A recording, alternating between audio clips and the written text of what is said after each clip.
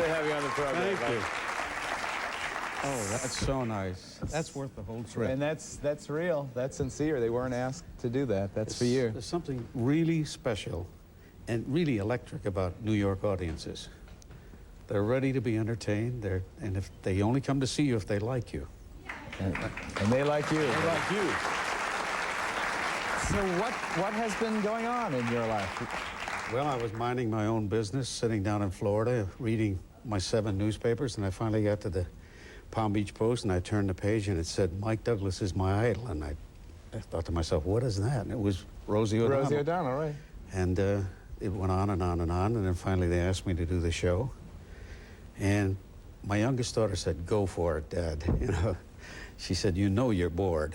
And I was a little bit bored, to be honest with you. And then I came, and the same thing happened over there, but it's wonderful to see you again. Oh, really? You know, you amaze me, and I'm sure he amazes everybody. I don't know how you do it, having done this myself for so long, how you do what you do. You do this show, and then you go over to New Jersey, and the cable show, by the way, is really wonderful. Thank you. I'm a big fan. But enough about me, Mike.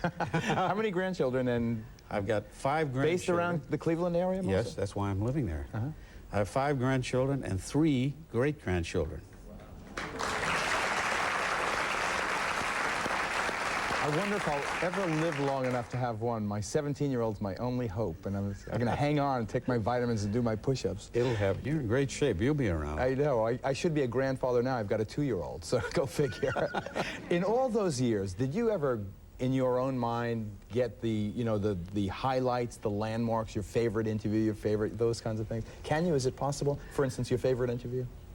My favorite interview had to be the late Betty Davis. Really? Yeah, she was so special, and kind of a tragic story. You know, the book by her daughter and all. And alleging that she was kind of crazy and abusive and... Yeah. And I had, of course, Barbara Streisand on the show when she was 20 years old. You know, but that was really an experience. How was that? It was truly an experience because I remember they gave me a lot of heat for hiring her. The company did.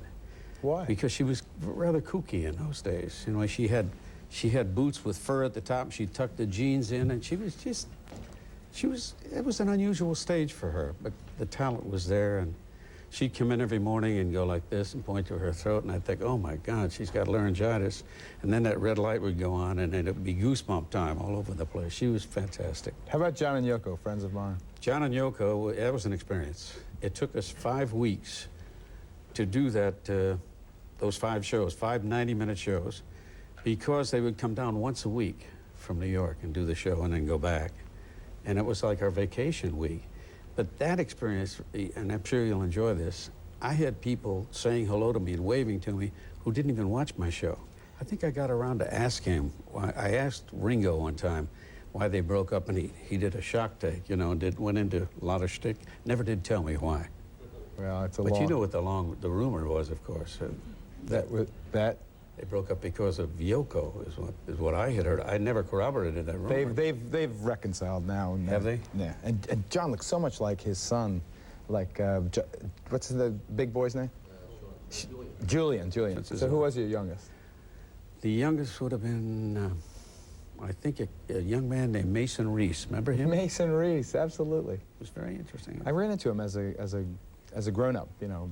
Still a small grown-up, but a grown-up. Very small grown-up. He's not doing too much of it. Do you miss it? Do you miss the anxiety before you come out? Do you miss the crowds? Do you miss I miss the audience, the live audience. And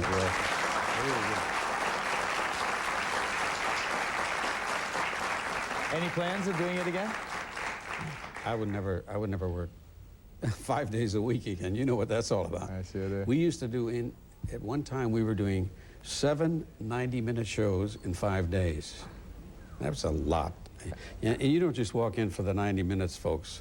You're there, and it becomes your life, as you know. It does become everything anyone says. You can be out having dinner, and somebody says something, and you look at your wife and say, I think maybe, you think that'd be good for the show? And you're with it 24 hours a day. I feel terrible even asking, but would you sing us to commercial? Could you? Sing a commercial? Like we started the segment with Michelle. Do you want to refrain or reprise that? With Michelle. Okay. I'll try something. Listen. The one and only Mike Douglas, it has been our honor to have him on. He's going to now sing us through the verse. This is, everybody has a song they associate with their past and the person that they suddenly wind up and spend the rest of their life with. This has been our song for many, many years. The only song Jimmy Dorsey, the late Jimmy Dorsey, ever wrote. If you stop me anytime you want, because I get... They'll fade to commercial. In this world of ordinary people, extraordinary people, I'm glad there is you in this world of overrated pleasures and underrated treasures. I'm glad there is you. That's enough. Geraldo, thank you so much. Mike Douglas. Thank you very much. Thank you. Thank you very much. Thank you.